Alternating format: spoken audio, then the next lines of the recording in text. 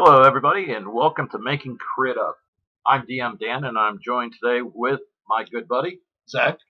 and we're going to talk about primarily about Session Zero and how to start your game off right. What is Session Zero? Session Zero is, I would argue, is the most important session in your D&D campaign. Yeah, that one, Session Zero, and when they meet in the tavern, that's pretty important. Yeah. And in the end, when you beat the big bad, those are probably the three pinnacle moments in any campaign. Because let's face it, without a Session Zero, Session 1, the meeting up and the big bad at the end, could probably never happen. Fair enough. I mean, obviously, in the past, we've plowed through and did that and had a lot of upset players and DMs who ran into situations that they didn't expect, or they had expectations that the others didn't know. And that's really the core of what Session Zero is. It's the DM not only presenting their view of their game and what they want to run, because that's super important. That is. But basically, it's also super important for the players, because the players are just as much important in that storytelling. And so if those two sides don't match, you have a problem. Yeah. If I'm telling an epic story, Lord of the Rings style, world spanning, and I don't actually have players who want to do that, well, we're not going to be happy. Either I'm not going to be happy or they're not going to be happy. And in the end, nobody ends up having fun. And then stories get told on some of the other channels that we enjoy laughing and chuckling. Yeah, I mean, we've had that happen. The bard turned ranger, or ranger turned bard, who shall not be named, that tried to burn down everything and went full on Skyrim murder hobo instead of playing an actual campaign or role playing adventure. And and that kind of feeds into the that's what my character would do thing, which is the biggest cop out, in my opinion. I mean, yes, you can play your character, but your character has to adapt too. That's what my character. You can say that about yourself. Like I could say, well, that's what I would do. I run stoplights. Yeah, that's what I do. Yeah, then you also get tickets, and then you get fines, and then you have to pay them, or you go to jail. There are consequences. That's the big thing. I think that's the important fact. Is it's fine. That's what your character does, but understand that there are consequences in a fantasy world as much as there is in the real world. There are police. There are as we saw last night. Yeah, exactly. You can't just go into some farmer's field and start flooding it out with water and then churning the earth and think that's okay. Yeah, exactly. But I think it's important that you have that Session Zero in order to kind of establish that firmament, that you're both playing the same kind of game. Yeah. It's in video game terms, it'd be like if I want to play an RPG and I bought Counter-Strike, I'm not going to be super happy, getting headshotted every couple of minutes. Yeah. True, very true. And the counter goes for the guy who wants to play Counter-Strike.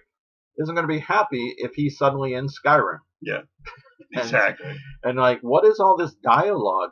Skip, skip, skip. So Session Zero will help to establish that. And I think you can get it down to a few simple questions. Yeah, I mean, it's really just getting everybody on the same page. It is. It is. And once you establish that, it doesn't mean that player who wants to go and, essentially be a murder hobo is a bad thing. It's just maybe not your thing. Right. Doesn't mean that he's a bad player. He just wants to play a different style of game than you. And sometimes having people with different styles in the same group can be a good thing, as long as they realize that the game is not solely about their character. That's right. Exactly. And I think it also comes on the shoulders of the DM. The DM needs to make sure that they need to understand that they are in charge of keeping the game balanced for everyone to have fun. Some people enjoy that combat role. Some people enjoy the role playing. Some people enjoy shopping. Yeah. So, and you have to have those sessions to kind of balance it out for everyone. So maybe this isn't your episode, but next week you're in a deep combat, and the following week you're negotiating and working with the chieftains. And exactly. And it's also the player's responsibility to kind of self-police. If you have one person in your group and his character is super chaotic, but there's another character in the group that tends to be more lawful. Well, if it's what your character would do, then that lawful character would kind of try to rein in that chaotic character because that's what their character would do. yeah, I think that's a whole session in itself, talking about the alignment system in Dungeons and Dragons, and we'll cover that. We could go, that could be a deep dive. Where it started and where it is today.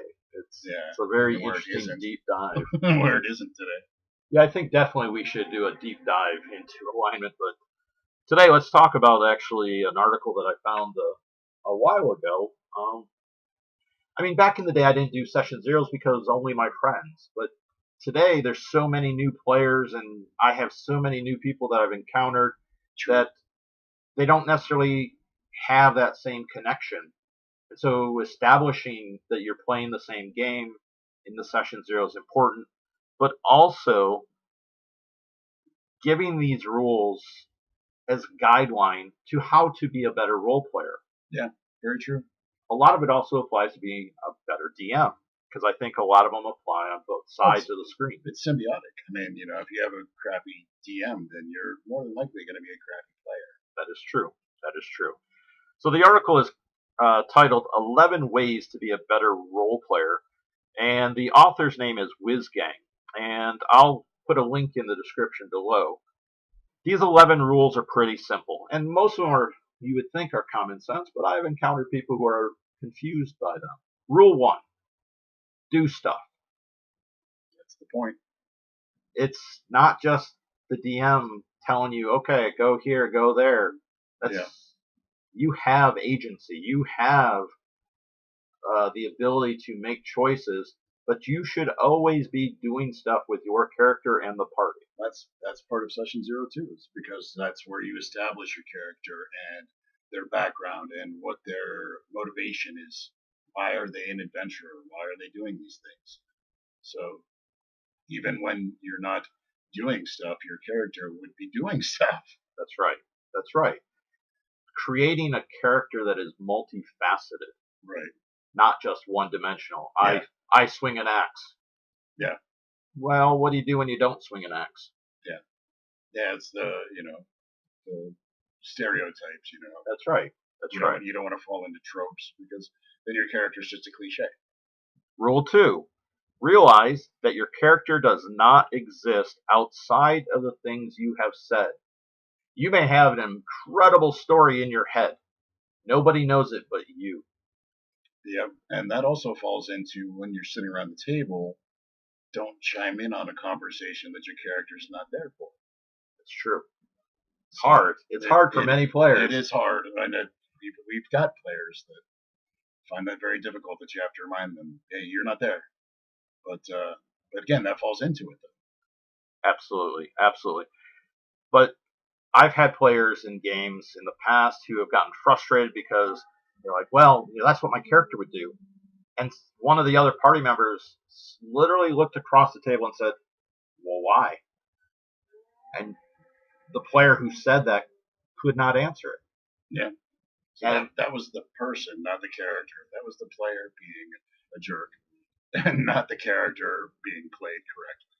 And it came down to is in their head, their story, they had this tragic emo background and wouldn't share it with anybody, including the DM. I had no clue. So that's not good. How should I know? Yeah. Rule 3. Don't try to stop things. Now, this one is a little... I don't know that I totally 100% agree with this one, but the premise is solid. This essentially says if another player is, let's say, pickpocketing a city guard, other players should not stop that action. They should react to it. They should uh, enhance or participate in it. Yeah, act as a distraction. Or if your character is particularly against that, maybe if you knew beforehand, you could preemptively stop it. But if your character does not know that said rogue is going to be picking a pocket, then you have to deal with the consequences of that. It's not That's your right. job to essentially start a PvP within this instance, because then any good DM is going to be like, the guard notices you, and now you're both going to jail. And so where I kind of come into where it is okay to stop, especially with newer players, is sometimes it's not easy for us to immerse ourselves in that world and the geopolitics and what is the norm. And so they may do things they think is the norm based on their real world experience of playing video games or reading novels, and not understand the game itself and the repercussions. Right. In those, I view it as more of a coaching thing, and it leads to the DM saying, "Are you sure you want to do that?" That's true. And for our table, for an example, is sometimes a more experienced player, such as myself, kind of steps in, even in character, and reminds them, for example, forging signatures in books to give to the temple of the god of writing and knowledge. Probably not the smartest thing in the world. True enough. I mean, they would be the ones that would know that that's a forgery right away. So in character, I tell them that they're being stupid, because I have a 7 charisma. And lo and behold, we don't try to forge documents. So that is one instance where you're coaching, and trying to make them realize, to read the room. That's right. However, if the dice were hot enough, what a feat that would be to pull off. Yeah, that'd be a high difficulty deception. Rule 4: take full control of your character.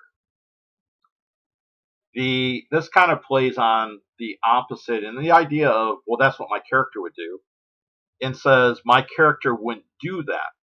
It's the same thing. It's a boring excuse, is what our writer says. Right. Like the example that he uses here, Whizgang, says that what if Bilbo had told Gandalf to go away and never went on that adventure? Well, I mean, my Hobbit wouldn't go out and do that, so that's right. Then we wouldn't have had any of the books. That's right. Very, very quick story, Very. So Gandalf walked off, and then Bilbo had breakfast, and that was it. The end. A 3-page story. Exactly. That's exactly it. Remember, you're playing a game to tell a story. Be part of the story. Rule 5: don't harm other players. I always make it clear at my table, there is no PvP. Player versus player is left to specific types of games and specific levels of maturity in the players. But even then, it is an incredibly sensitive thing. Now, there are great games where getting a friend killed is wonderful, like in the Paranoia, where your whole objective is really to die. I mean, kill off all your clones in most spectacular of ways, if we're really honest about the game. But in Dungeons and Dragons, I have seen more friendships break and get injured in real life because of lack of being able to separate the game, especially with a character that they love and they bond to. Yeah, that's we've seen it. We've seen people in person, get upset about something that goes wrong for their character, and then you butt heads with other characters, and then that, my character doesn't like this character, but that doesn't mean that I don't like the guy that's playing the character. That's right. That's how you have to keep it. You have to, it's like the separation of church and state. Absolutely right. So I always tell DMs and I tell players in general, you cannot harm, and harm is expanded into casting charm, casting suggestion, all of these types of things. Like, those are fine gray lines, and it's up to the DM to make that call at the spot. but understand it's on the edge. Yeah, and again, that goes back to consequences. All right, so we have rule number 6. Know the system. Don't be a jerk about it. You know, we all heard the stories of rules lawyers and the debates on whether or not it's a critical or you're at disadvantage or advantage or the play. Partial cover, full cover. All of those things. Oh, yeah. And I would say what this essentially is saying is every player needs to know the rules. But you don't need to know it inside and out. Like, you know, arguing about specifics, at the end of the day, the game master's role is always to be the judge and jury and executioner of the rules. Yeah. And for their world, sometimes you make that call and you can go back and change it later and explain to the group of why you're changing that rule moving forward. Right. I mean, if you can, as a player, if you can question your DM and say, okay, why is that?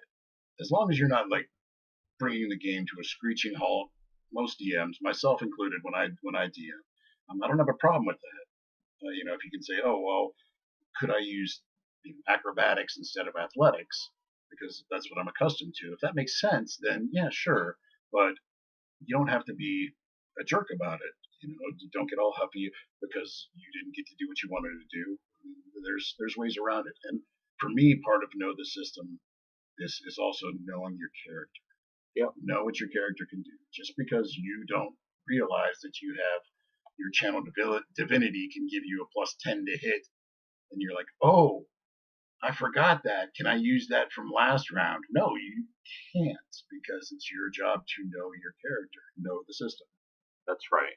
And and we've all gotten caught in that where we forgot something, and sometimes I have. It's not a major thing, or the DM may go, yeah, it's fine, because your character would remember. But there's usually that caveat that as a player, you need to remember that for the next time. Right. You let them have a pass, but if you're like 2 players down in the initiative from there, well, yeah, you remember it for next round. And if you don't know your character, you're gimping yourself. That's right. 9 times out of 10, oh, I forgot that I can heal myself. Yeah. The fact of the matter is, it comes down to, as a DM, I believe in any rule can be questioned. I don't know all the rules inside and out, 100%. I know them pretty darn well. But if a player sometimes, like we had the other day, literally on Tuesday, I ran a game, and the player cast Poison Spray cantrip. Right. And the player, she said to me, she says, it's a D12. I'm like, are you sure? Because that just didn't sound right to me. She's like, yeah. And we reconfirmed, because I wasn't sure. Right. I was thinking it was a D8. And we confirmed, and it is a D12. Yeah. But it's a con save. So that's why it's a bit more potent, because con saves are the most common strong save for creatures and monsters. True, very true. So, as a DM, I made calls all the time, but it's more important to keep the story and the energy of the game moving forward, as opposed to sitting there and nitpicking and arguing and looking it up. And I try to limit it to no more than 15 to 20 seconds of debate. That's it. Because the game has to go on, and you have sometimes 5, 6, I've had as many as 8 other players waiting their turn. Yeah. So, and again, with the know the system, as a player, be ready when your turn comes up. That's right. You have to know the system. You have to know initiative. You know who you're going after. That's right. And you got your character sheet in front of you. Be ready. That's right. Rule number 7. Give the game your attention. If you can't give your full attention, step away from the table. I feel attacked. You should. I feel attacked. You are much better than you were when we first met and started playing. That's true. And you were actually not as bad as some players I've had in the past. So this rule is simply talking about the person who is distracted and they're playing. He gives the example of Candy Crush on their phone. they're texting, they're surfing Instagram, they're looking at Facebook, they're doing everything except paying attention to the game.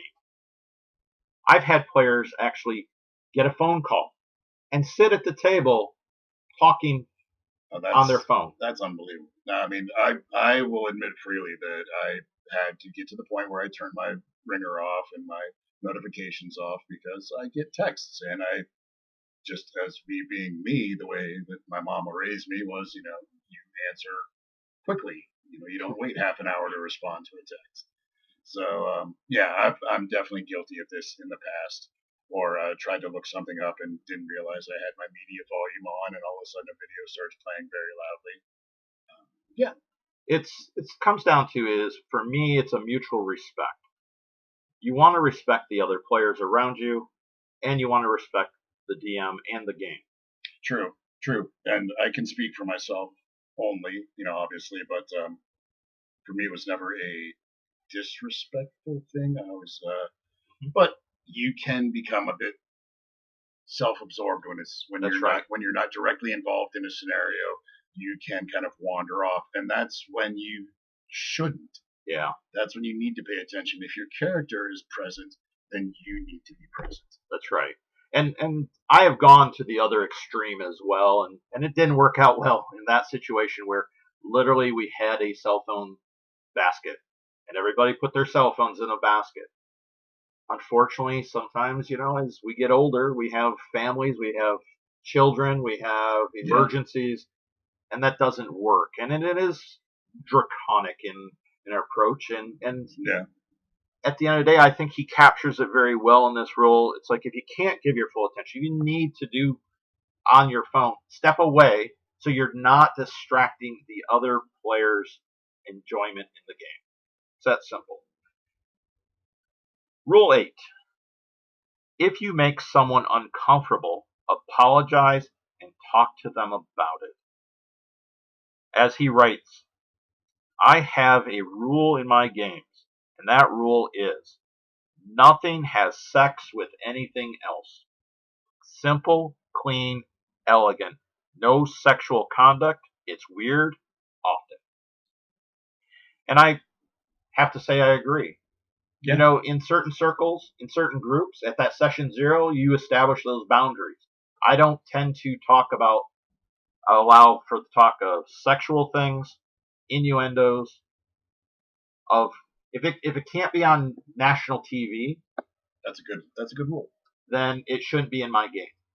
Because especially if you're playing with strangers that you don't know, like, that can cause a lot of problems. Yeah, you definitely don't want to be the offensive guy.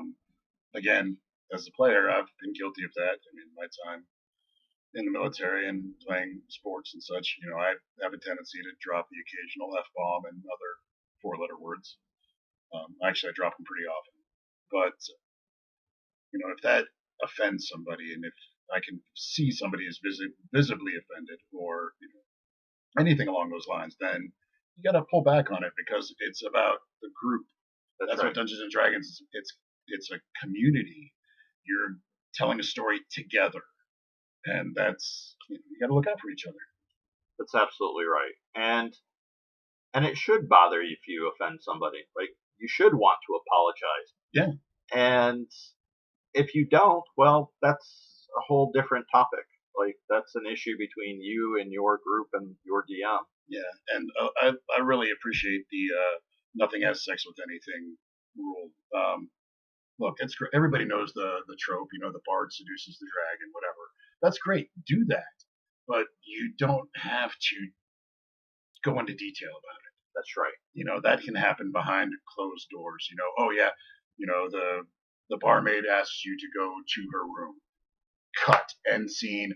The next morning you're up and going. Right. That's how you do it. I mean, that's how DM Dan here does it. I mean, I've had a character of mine get lucky with a pirate queen, and we joke about it, but it was, she invites you back to her cabin. Ta-da! Next morning you wake up. That's right. Leave that imagination to the individual. Exactly. It's that simple. So rule 9, be a storyteller. being a storyteller is not just the game master's job. They are there to set the scene, to set the structure. But I tell people all the time, this is interactive storytelling. As a game master and a dungeon master, I am feeding off the story that is being told to me by my players. That's why you need to know who your character is and their story and the story they want to tell. And that's one of the important things about Session Zero is that you talk to your DM and your DM knows this is the idea that I have for my character. This is the background that I'm thinking. And if that doesn't fit, then you can work with your DM to tweak it, to make it fit or make it as close to what your idea is as possible within the boundaries of that world. You know, I have a friend that is dying to play a Warforged Druid. And in my world, the Warforged don't exist yet. That's one of my campaign like storylines is the birth of the Warforged. So you can't be a Warforged if they don't exist yet. That's right. You know? And we had to cover that in Session Zero, which, all right, well now he had to come up with something else. Yep. And it's fine because he played a Teenage Mutant Ninja Turtle. Right. So. Right. That's good. Yeah, I mean, you have to always have it and work it out. Like, yeah, he was probably disappointed. Yeah.